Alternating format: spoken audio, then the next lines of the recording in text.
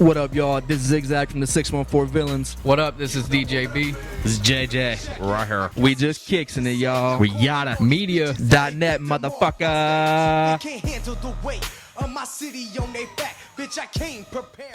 When my son was born, was the most humbling experience about my life. It taught me how to be a man, and it just pretty much taught me everything I needed to know. You learn more things along the way, but it all came about right, the way it's supposed to be. I would probably be realizing I have 3 different baby mamas and 3 different kids. That's some shit. Hey, and I'm seeing this shit. You being put in the grave. I want to say the best advice we was ever given was, don't change you to please somebody else. Who's that giving to? I want to say it was ROC, but That's me too. that's what I was saying. Never quit. Go for what you want to go for. That's from ROC, Columbus. From what he said was, don't ever let anybody make you you. You are you because you are you, not because you are what the fuck that guy over there says. Nobody gives a fuck about what he says. Do you because you, and that's what you want to do. That's the way I see it. Shout out to ROC. Check it out. Be for real, motherfucker. You know what I mean. What influenced me to write was everything around me. Everything around you makes you write what you write down. You got something in your head, as soon as you hear the beat, it just flows with it. It ain't even like something, you shouldn't have to think about it very hard. It should just, if it comes natural, it comes natural. If it don't come natural, it don't come natural. You know what I mean? That's just the way it is. I would say life, and just like the type of music we were listening to, well, I was, a little bit of T.I. mixed in with Twisted, Tech 9, back in the angelic days and shit like that. And, really just hanging out with these guys. It's just creativity comes. I don't write, but what inspired me the most was Houdini. Back in Nightmare on Elm Street, I think 4 or 5, one of the two, at the end of the VHS, Houdini, Freddy Krueger out there scratching. That got me. That got me. I remember that too. Wanted to be a DJ I remember ever that. since. I remember that Since too. that. I grew up on Tupac. I grew up on Metallica. Those two with Freddy Krueger Created be done. created me. This That's dude where I right came here. from.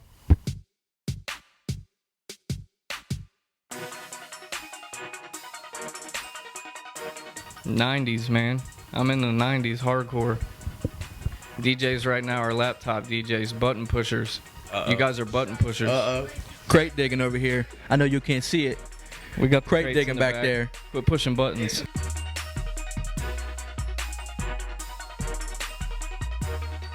It was the same one for me and you.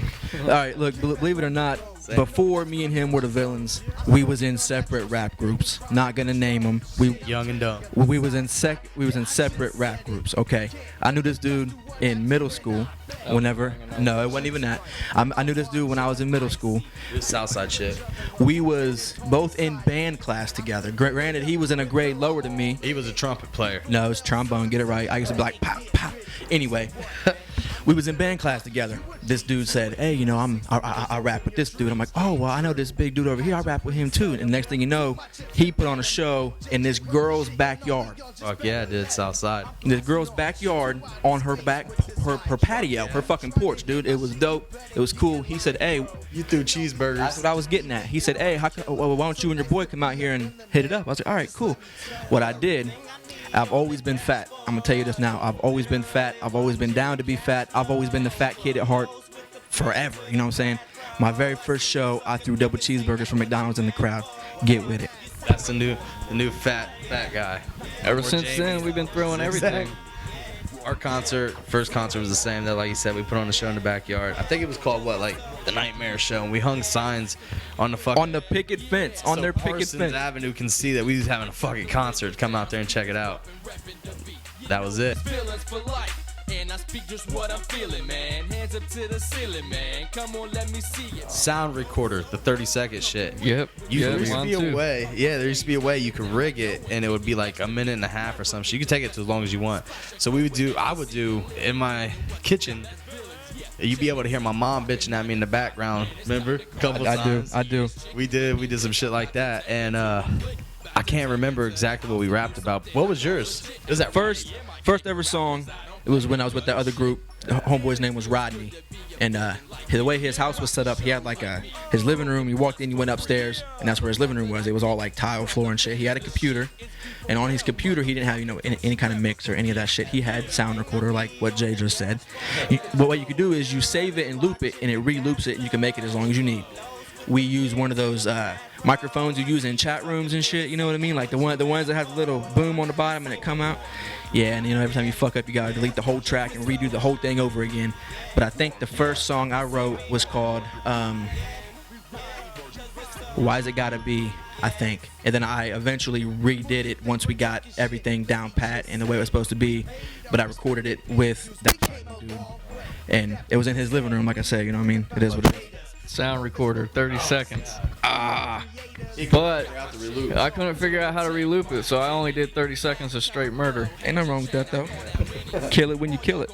I came up, the first ever song that I ever recorded, like full-blown 3-minute track, it was a reggae track.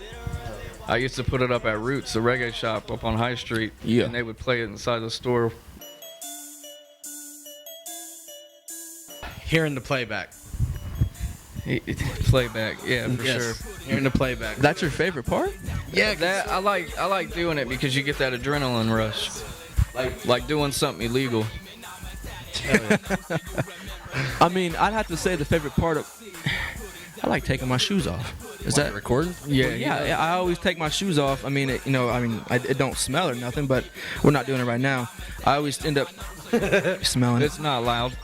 I take my shoes off, you know what I mean? But that ain't really, that's just a good part. The favorite part probably, I wouldn't say playback. I actually enjoy recording it because I actually record it and do that with us. Granted, before we worked with other engineers and shit, my favorite part would have to be the places we were at, dude. Yeah, there was a lot of Those studios. I just always enjoy the environment of being around music, anything musically influenced, anything that has anything to do with stuff like that. I like being in that environment of saying, this is what I do, this is what I am. You know what I mean? I like the playback though, just because that's you coming alive. That's what you're working on, just right there, and you can fucking manipulate it, fuck with it, however you want. That's the best part to me. Good, riding with the villains, and we gon' keep it the same. And I'ma tat it on my nose so you remember the name. Isham. I'm gonna say Isham. You know what? I never thought about that. Isham, yeah, for real. And he uses break beats. He uses samples that are unimaginable. DJ Paul's another one. Yeah. That's who Straight I'm up, really on straight right up. now. Dre, of course. I'm gonna switch it up. Underrated. Underrated, yeah. Underrated You're right, you're right. I told you I'm a 90s cat, dude. I know, but underrated was the shit. I know everybody was talking about was the shit. I agree 100%, but I'm gonna say Violent J, and Monoxide, because them two together are devastating and created the whole world that we're into now, pretty much. I mean, Eshawn had part in it. Give him that. But them two established it and ran it. You know what I mean?